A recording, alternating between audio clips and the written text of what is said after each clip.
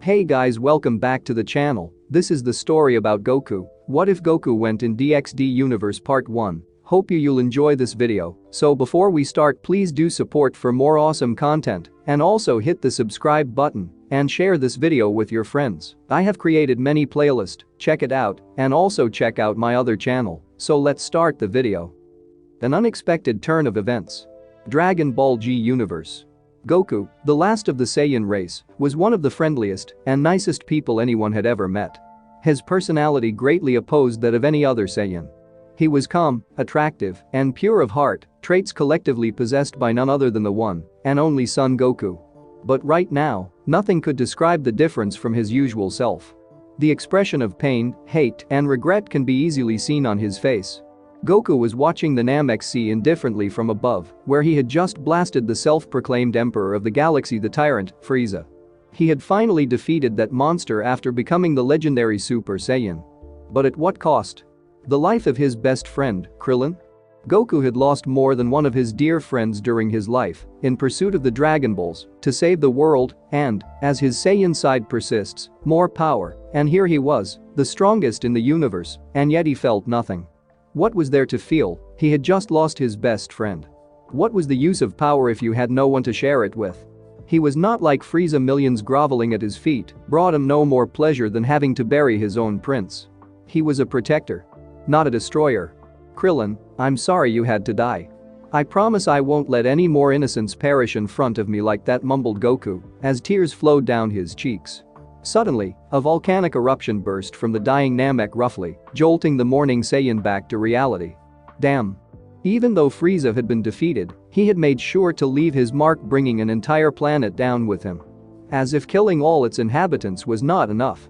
He sped up as fast as he could, ignoring the burning pain of his muscles as he pushed beyond his limits, zipping through the lava geysers as they shot from the earth and the collapsing rock columns crushing everything beneath them. He winced as tears stung his eyes against the dust and wind and continued to scan the surroundings for something, anything. He needed to leave. Goku had survived devastating planet-destroying attacks, blasts that could wipe out billions at a single count, but he couldn't survive in the vacuum of space. A few hundred meters below the surface, he saw a hope of light shine through. An escape pod.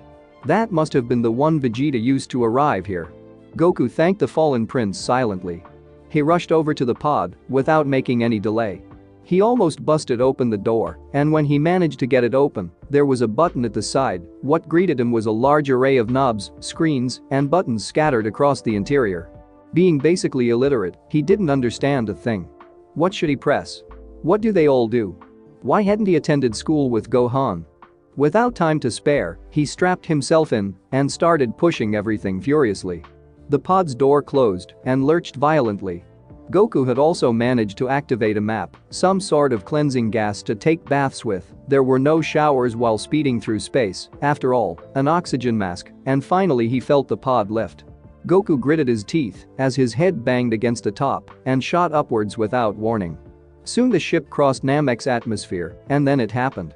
The whole planet exploded, leaving nothing but space dust behind. The pod shook violently due to the shockwave, but there was not much damage. They were still traveling at a random course he had set while button mashing. Or that's what he thought. The pod abruptly changed its course, and he felt it spinning around frantically. He could see light zoom past them erratically from the small porthole in the pod. He felt his stomach lurch, and Goku suppressed the urge to puke as he was thrown about in the small cramped area, hitting his head multiple times. He felt his vision blurring, his energy fading away, and the pain of his wounds acquired from the brutal battle taking over. Then all effort ceased. He relaxed. Even his legs felt limp, and a blackness swept over his brain. It wiped out fear. It wiped out terror. There was no more panic. It was quiet and peaceful. Nothing to be afraid of. This is nice to go to sleep, no need to resist, too tired to resist. It's nice to be carried to float in space, tender arms around him, tender arms like Gohan's. He must go to sleep. Am I going to die? The last thing he saw was the blurring of the space dust of Namek before he slipped into blissful unconsciousness. DXD universe. It was a peaceful night in the human world. Riaz Gremory, the president of a cult research club and secretly the heir of the Gremory family, was on her way back to her club. Today was quite an overwhelming day. Firstly, she had found that the infamous pervert, Issei, possessed the sacred gear. Secondly, she had found him dead in the park this evening. Thirdly, she had resurrected and healed him. She was still wondering why she did that, actually, and most importantly, she needed a bath. She gazed up at the dark sky and her eyes widened as she saw a shooting star zoom past. Silently she wished that she wasn't so busy and had more time to spare, but alas, being the heiress of the demon family, she had a huge burden on her shoulders and a packed schedule could not be avoided. Rias sighed. Suddenly, she sensed a huge power level. Is it some ultimate class devil who is coming to inquire about my progress in the human world? Is it the leader of fallen angels? Or perhaps one of the high-class angels? No, this was a different energy from that of devils, angels or fallen angels. It was something else. She concentrated and located the source of the large power, and it was. Wait. Since when do shooting stars emanate power so similar to living things, and such huge power? Hold on, is that thing going to land on my club? Wasting no time, Rias rushed towards her club, just in time to see the shooting star crash through the roof of a building close to her club, leaving a pile of smoking debris in its wake. Fortunately for her, the surrounding buildings were vacant, and thus there was no commotion, and no one was hurt. Ria's eyes widened in surprise as she reached the crash site. A young man, seeming to be not much older than her, was lying unconscious among the rubble. He was still breathing, quite an amazing feat considering his injuries. There was dried blood surrounding the space pod, was it? It certainly wasn't a shooting star, now. What shocked her the most, though, was the level of energy irradiating from the newcomer, despite his unconscious and wounded state. Rias hesitantly walked towards the stranger and, finding him out cold, picked him up and entered the club. Damn. This guy is heavy. Rias muttered as she threw him on the bed. Her eyes surveyed every inch of his body. A low whistle escaped her lips. Wow. Quite a muscle man, aren't you? Rias licked her lips as she smirked. Maybe. No. That wouldn't be right. Oh, for the love of. Her hands reached the buttons of her shirt as she started undoing them. She shrugged it off and it slid down her shoulders onto the floor. Next, she unstrapped her bra and threw it down, her body feeling a little hot and impatient. Slowly she slid off her panties seductively, winking at the man in the bed, her tongue running past her teeth. Rias ran her fingers through her hair, smiling seductively as she looked at him over again, her eyes dancing over his shirtless form. Without wasting another second, she crawled under the covers and embraced Goku tightly, her fingers running over his tight muscles and abs, stopping at the belt at his pants before going just a little, tiny bit lower. Her eyes widened and she gasped as her mouth formed an O. Hey. She was doing this to heal that guy. No sex. Just embracing. She wasn't a pervert, okay, maybe a little in this case or maybe a lot. A few hours later. It was morning. Sunlight streamed in through a small window covered by a set of blinds. Goku groaned, discontented, as his eyes flickered open very briefly, then shut, as the light temporarily blinded him. Damn the sun. If only it had risen later. He still wanted to sleep just a little longer.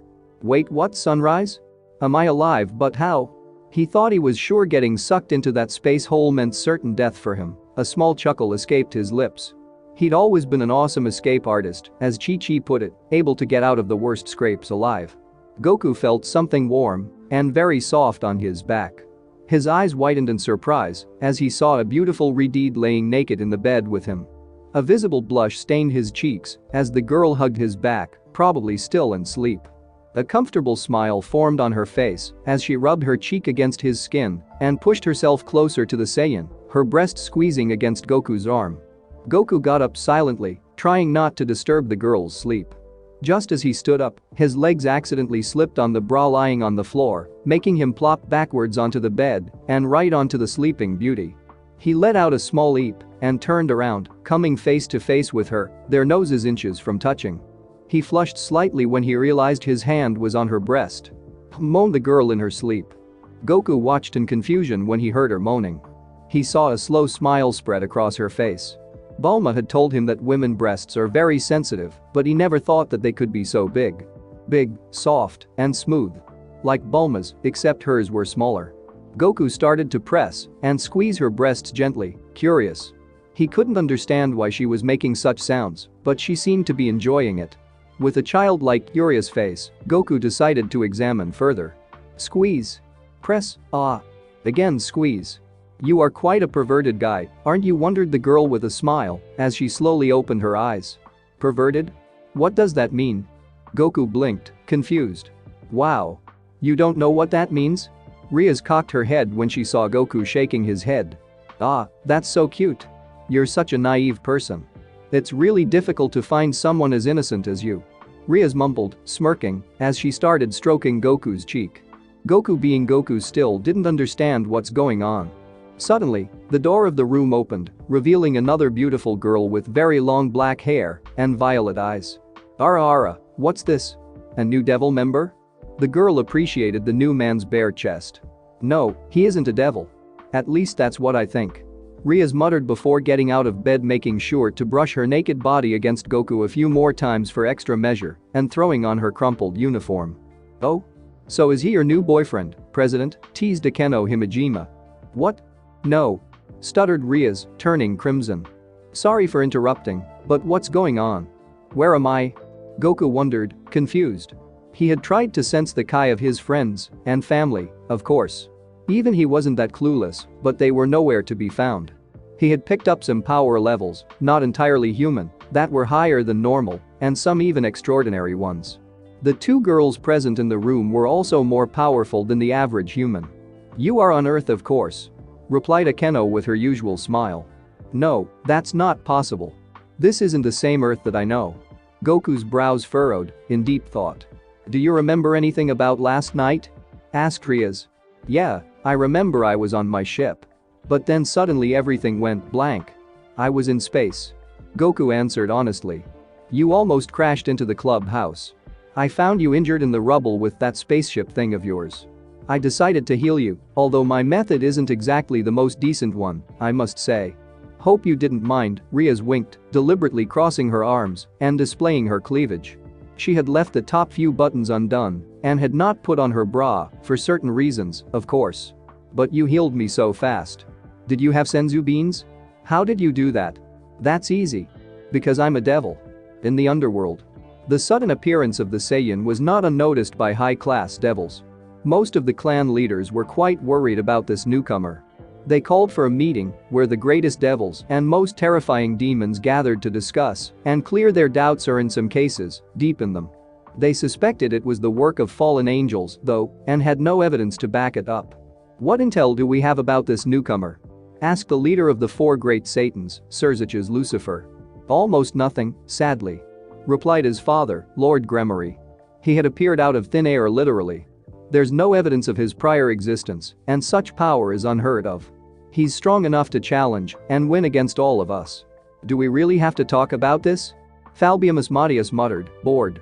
It would have been better if you'd taken your responsibility as Satan in charge of military affairs. Lord Phoenix narrowed his eyes. Where is that newcomer right now? Asked Lord Gremory.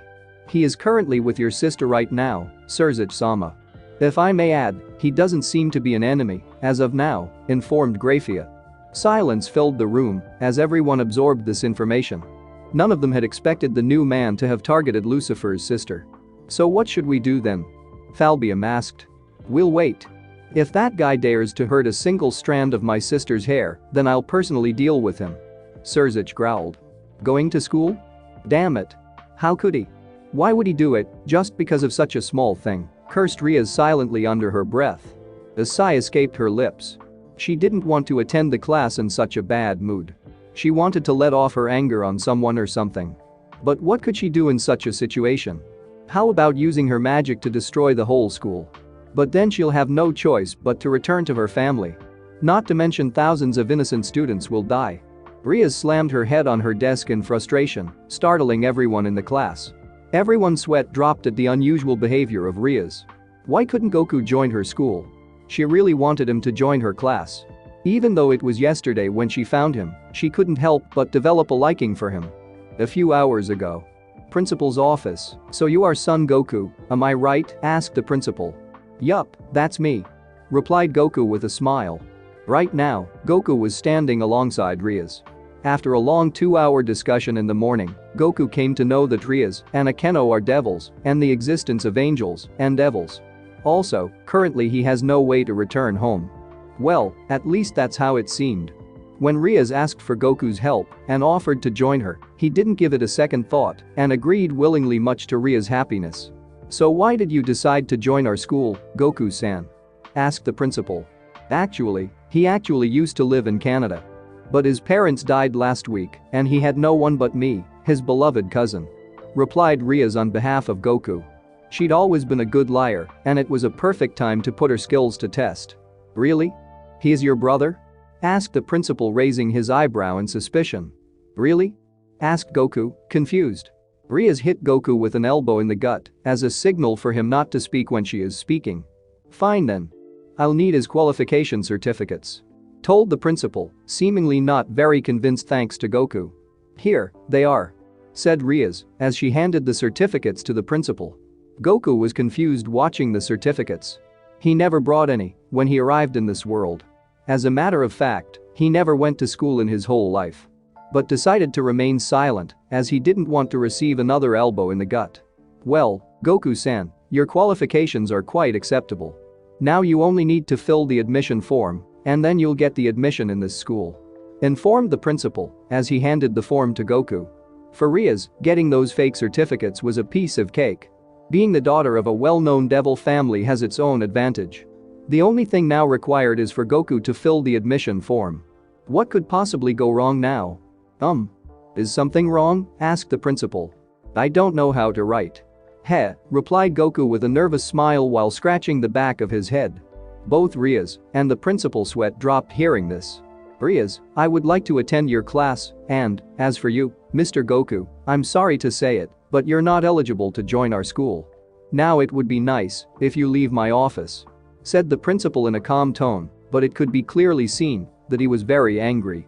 "But out now, Miss Riss, before I decide to kick you out of the school too," yelled principal, startling Goku and Riaz.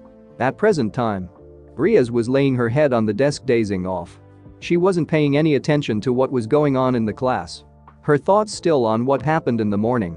What if Goku would have been able to join her school? She could have spent more time with him and came to know more about him. "Next period is physical education, right?" asked one of the girls in the class. "Yeah.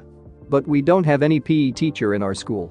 The previous teacher got a better offer in another school, so he left," replied another girl.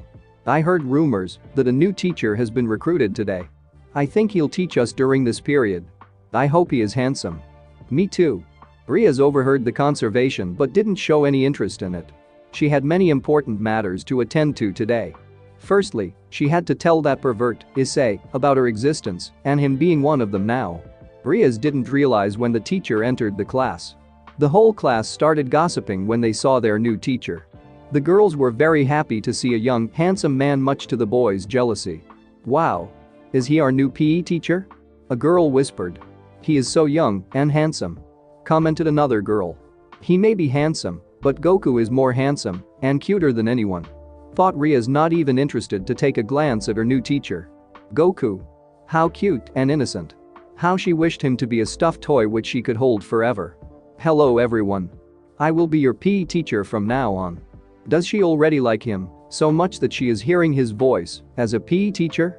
How silly and stupid of her. "My name is Son Goku. Nice to meet you all." "Ah, so that's her new teacher's name. Wait, what?" Riaz immediately looked at her new teacher. Her eyes nearly popped out their sockets as she saw him. "Goku. What you doing here?" shouted Riaz as she subconsciously stood up. "Oh, hey, Riaz. Isn't it a surprise to be your school teacher?" smiled Goku, waving his hand casually. Riaz ran from her seat before grabbing Goku's arm and dragging him along with her to the outside. "When? How did you manage to get a job as a teacher here?" asked Riaz, surprised. It was not as if she was angry about something. In fact, she was quite happy to see him as her teacher. But how did he manage to do that? "Oh, you see, it all happened after you left for class." Flashback. "Out now, Miss Riss, before I decide to kick you out of the school too," yelled principal, startling Goku and Riaz. Without giving any other thought, Riaz ran out of the office, leaving behind Goku and the principal. Knowing that he won't be getting admission in the school, Goku bowed down before walking outside. "Wait, Goku-san," came the principal's voice as he stopped the Saiyan in the tracks. "Huh?" Goku turned his gaze towards the principal in confusion. Though I can't accept you as a student here, that doesn't mean I'm heartless," replied the principal in a serious tone. "Tell me, Goku-san, do you know anything about physical fitness and sports? Because from the looks of you, it seems you might be very experienced in this field." "Yeah, I know almost every type of fighting styles and martial arts," replied Goku with a smile. "Extraordinary. We were just looking for someone like you. Actually, our PE teacher left the school some time ago. Will you kindly accept our offer of you being the new teacher?" asked the principal humbly. "That would be an honor," replied Goku with a smile. That was easier than he imagined. But oh well, at least now he had a job to do. Riaz would be extremely happy to hear that. End of flashback. "So that's all happened," said Goku smiling while scratching the back of his head. "Wow. That's great," said Riaz as she pounced at Goku, getting him in a face-chest. "I'm so happy that we are finally in the same school." She cradled his head to her breasts, suffocating the poor Saiyan again. "Riaz need air." Goku gasped for air. To think breasts can do such a thing, they can become great weapons. "Oh, sorry. I was quite happy and got carried away," giggled Riaz. "It's alright. Anyways, I gotta go to other classrooms to inform them to gather them in the school grounds. Tell this to your class too, okay?" asked Goku as he stood up, regaining his composure. "I'll do that." "Great. See you later," waved Goku as he ran to other classes. Riaz happily walked to her classroom. Now that Goku got a job here, at least she won't have to worry about him. Not to forget, she can get extra marks from him whenever she wants to. At school ground, a few minutes after informing all the students, Goku walked to the end of the ground. He was standing in front of all the students. Much to his surprise, the majority of the students were girls, and barely not even 1/5 were boys. Well, that's what one can expect from a girls' school which recently changed into a normal one. But oh well, he got to do his job anyway. Goku clapped his hands, making students turn towards him. "Hey there. As I've told you, I'm going to be your new PE teacher.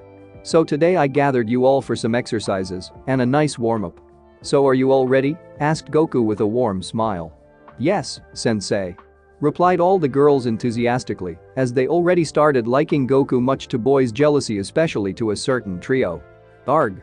I don't understand why such a nice-looking guy had to be our teacher?" asked a brown-haired boy, Issei. "As if Kiba wasn't enough," said Mitsuda in rage. "Why are gods so cruel to us?" said Motohama in depression.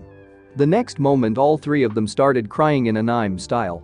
But it only worsened the situation as the girls near them made more distance from them and started calling them creepy and perverts. "So let's start with running. Is 5 rounds of this whole town enough for you guys?" asked Goku. Though he felt the training was of too low level, he didn't want to tire them up. They are humans after all, except for Akeno and Riaz, so they won't be able to handle his training. "It will be perfect. We can even do 100 rounds if you want us to, Goku-sensei," said one of the girls as she got carried away. "Really? You guys might be better than I thought. Fine then, 100 rounds for all of you," said Goku happily. Everyone's jaws nearly hit the ground as they heard that. They could do nothing but moron at the stupidity of one person. Riaz couldn't help but chuckle a little at the situation. Talk about shooting oneself in the foot. But to see shooting oneself as well as others in the feet, that's a unique view. At least she won't have to worry about the training. Her devil blood would help her to pass through the training effortlessly. Riaz-sama had a voice. Riaz turned her gaze towards the source of the voice. It was her queen, Akeno. "Goku-kun is quite energetic, isn't he?" remarked Akeno with a smile. "Well, isn't he always?" has smirked Riaz. "Oh, perfect timing. I was looking for both of you," said Goku as he appeared out of nowhere, startling Riaz and Akeno. "What is it?" asked Riaz, confused. "Is there any devil besides you and Akeno in this school?" "I've picked up several power levels higher than normal human in this school," said Goku. "Yeah, there are 2 groups of devils here. But that's a story for another time. Meet me at the clubhouse. I'll introduce you to the other members of the club and remember what you promised, okay?" asked Riaz in a serious tone. "Sure. I'll tell you everything about myself. You don't have to worry," nodded Goku with a serious expression on his face. An hour later. All the students finally finished their rounds. Everyone fell on the ground exhausted. At least they learned their lesson. Never bite more than you can chew. Goku smiled as he saw them completing their training. They did better than he expected. Maybe he should increase the training, but it's almost time to go to the clubhouse. Goku-sensei. Came a feminine voice behind him. It belongs to a young, attractive woman with long black hair down to her hips and violet eyes. That girl. She was there with him when I died. Stuttered Issei as he saw the girl. Never in his wildest dream he imagined he would see her again. Ria's eyes widened in surprise. A fallen angel was in her school, nonetheless the one who killed her new servant. But what is she doing here? Is she here to finish the unfinished job? No, she doesn't know about Issei being alive. But why is she here? Is that because of Goku? Yeah, that seems like the perfect case. Goku's power poses a great threat to fallen angels. Maybe she is here to eliminate that threat. Well, she is quite brave to step into enemies' lines, isn't she? Hey. Do I know? Asked Goku curiously. I'm Rainier. I'm a second year here. Goku-sensei, will you please go out with me? Asked the girl timidly. I'm really sorry. But he is with us. Came the familiar voice of Ria's. The look on her face was scary enough to startle both Goku and Rainier. You? Before Rainier could do anything, Ria's grabbed her collar, pulling the fallen angel to herself. Listen, you fallen bitch. The only reason I'm not erasing you out of existence is that we're standing in front of all students. But if I saw you near my servants or Goku again, I will not hesitate to put you out of your miserable life. Understand? Asked Ria's in a dark tone, making Rainier sweat in fear. Rainier barely nodded before Ria's threw her away. You'll dearly pay for that. Threatened Rainier as she ran away from the school. Weren't you too rude to her? I didn't sense any evil in her. Asked Goku nervously. Goku, she is an enemy. She'll do whatever to achieve her goals. That includes killing innocent people.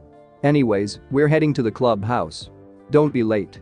Told Ria's as she walked away from him.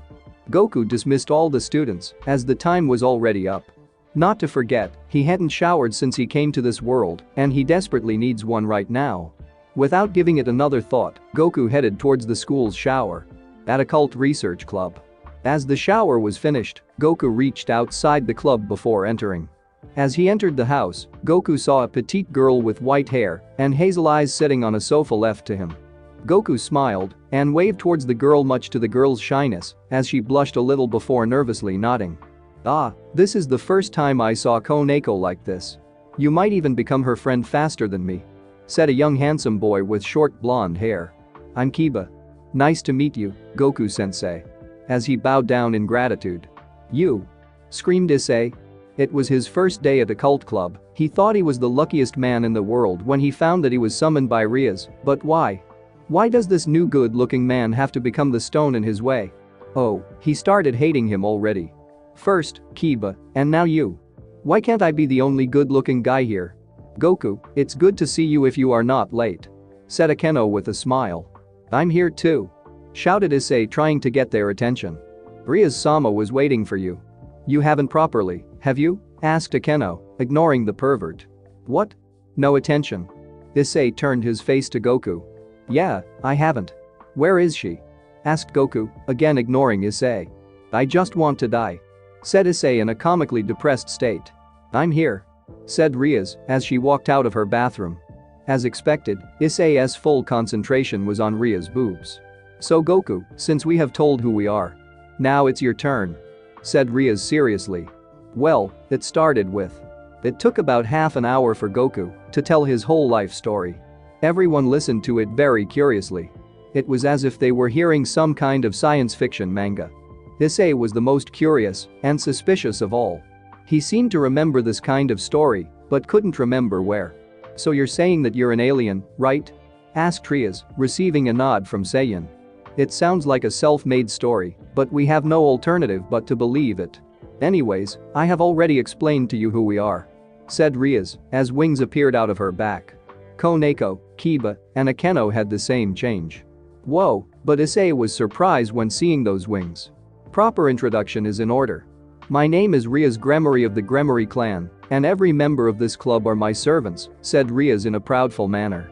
Himejima Akeno, Yudo Kiba, and Taoju Koneko. The reason why I brought you here is to discuss what happened yesterday. You remember Issei, how you died? You mean Yuma-chan, but everyone doesn't remember her at all, said Issei, confused. That's because she's a fallen angel, and her task was to lure you out and kill you. They have the ability to erase memories. To kill me, but why? I didn't do anything wrong to any fallen angels, asked Issei, scared. Was it because he was a total pervert? No, Motohama and Mitsuda are perverts too. Then why only him? It's because you are a human possessing sacred gear, and they consider such humans as a threat. Fallen angels normally kill the user or steal their relic, which also causes the user to die. You can think of it as taking your life force away. Informed Akeno. What is sacred gear anyway? Asked Goku, confused. Sacred gears are an irregular power that resides inside human beings. These powers normally only affect the human world, and their users usually end up being an important figure, playing an important role worldwide. But sometimes, there are exceptional sacred gears that can also pose a threat to devils and fallen angels alike. That fallen angel Amano Yuma, or her real name is Rainer, must have seen something dangerous in you. Issei is one of the reasons. Please, raise your hand. Requested Riaz. Why? We want to see your gear. Try to imagine the strongest thing you can think of. Son Goku from Dragon Ball Z, said Issei. What? Me? Asked Goku confused. Not you, you dumbus. Just because you had the same name doesn't mean you are him. You're nowhere like him. Said Issei in irritation. How dare this new sensei compare himself with his favorite character? Good, now imagine that person in his strongest pose. Now, get up and imitate that pose. You have to imagine it strongly, don't hold back. The boy stood up, lowered both his hands at waist height, and placed them in the right side of his body, making a small ball format where his hands intertwined. Kamehameha. As Issei's left arm started to materialize. Goku's eyes widened in surprise. Hey. That's his move. What the hell is this? Shouted Issei in surprise. There was a red gauntlet with a big green gem covering his left arm. That is a sacred gear, and it belongs to you. Once released, you can use it anytime you want. The fallen angel saw that as a threat and therefore needed to neutralize you. Told Riaz. But if she already killed me, how am I still alive? He wondered. You called me when you were on the verge of death. I was summoned through this paper. She showed him a leaflet exactly like the one he grabbed from the weird girl. This is one of the leaflets we give out. This magic circle is used to summon us devils. These days there aren't many people who would draw this circle to summon us. So we give these leaflets to people who look like they would summon devils. The club president continued. When I was summoned, you were on the brink of death, Issei. So I had to save your life by turning you into a devil using these evil pieces. You were reborn as a devil, Issei. Congratulations to my servant devil. Then she clicked her fingers, and the same wing sprouted from Issei's back, and he let out a girly shrill. Let's get along from now on, Issei. Riaz smiled childishly. But what is the purpose of the contract? Goku asked after staying quiet during her explanation. When humans sign a contract with a devil, and once the devil's end of the bargain has been fulfilled, the humans are required to pay a price for our service. The price varies with the wish that we are summoned to grant. It can be from small trinkets to the lives of the contractor. There are ranks among devils, it's something called peerage. Riaz sat on top of a large desk on the corner of the room, behind it was located the club president's chair. Your place of birth and family heritage plays a big role in it. You can even become popular with girls when you rinse your devil class. Added Riaz. Wait. What? How? Issei's eyes started to sparkle hearing that particular word. You see, the number of pure-blooded devils are very thin these days, so we encourage low-class devils to rise to high class and form their own peerage. In other words, Riaz, the better job you do, the higher your chances of becoming a pure-blood devil? Asked Goku, trying to get the whole situation. That's right. You mean I can have my own servants? Asked Issei, getting more curious. Yes, but that will take a lot of hard work you need to do. Can they all be women? Will I be able to form my own harem? Yes. Can I do anything I want with them? Even sex? Pervert. Was Koneko's reply. They will be your servants, I don't see. Why not if you told them to wear bloomers. Now, get to work, you have to deliver all those leaflets to the addresses below, tonight. Yes, President. Issei got up, got his backpack, and was about to run out of the room, but stopped in his tracks. But what about Goku? Is he one of us?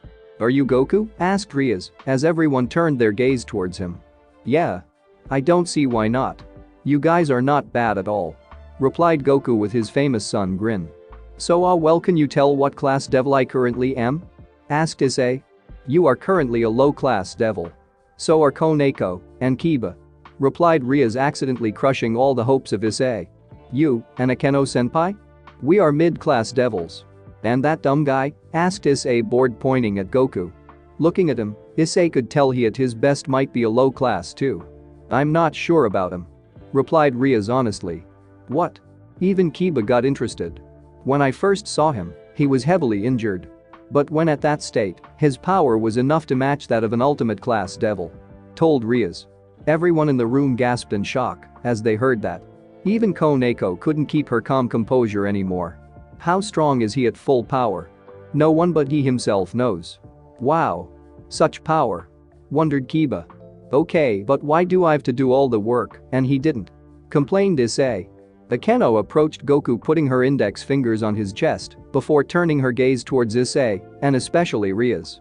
Sorry, but he is going out for dinner with me, that's why. Really? Asked Goku happily, hearing his favorite word dinner. Yes. It'll be my treat. What?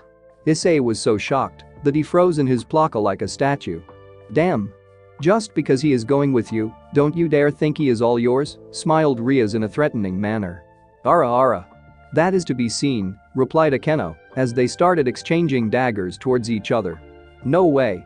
It's his first day at school, and he already got affection from two most beautiful girls, Issei said. Comical tears running down his cheeks. Just you wait, Goku-sensei. I'll be better than you. Then I'll be the center of attraction, not you. Committed Issei silently. Thanks for watching my video, leave a like if you enjoyed my video and also do consider subscribing to my channel for more awesome content. If you want the next part of this story, let me know in the comment box. See you next time, till then sayonara.